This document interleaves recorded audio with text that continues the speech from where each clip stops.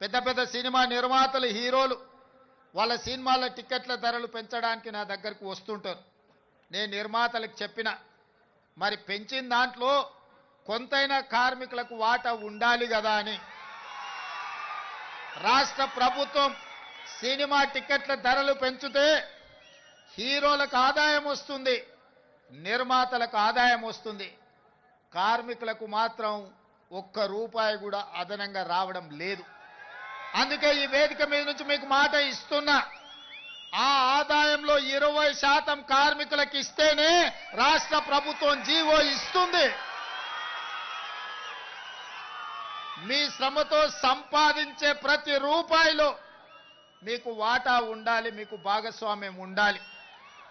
ఈ వేదిక మీద నుంచి మా అధికారులకు నేను ఆదేశాలు ఇస్తున్నా, రేపటి భవిష్యత్తులో ఎంత పెద్ద నిర్మాత అయినా, ఎంత ఇన్ఫ్లుయెన్షియల్ పర్సన్ అయినా రాష్ట్ర ప్రభుత్వం అదనంగా టికెట్ల ధరలు పెంచితే వచ్చే ఆదాయంలో 20% నా కార్మిక సోదరుల కుటుంబాలకు వెల్ఫేర్ ఫండ్ కింద వాళ్ళకు ఆ నగదు బదిలీ జరిగితేనే ఆ ఒప్పందం ప్రకారమే మా రాష్ట్ర ప్రభుత్వం జీవో ఇస్తుంది.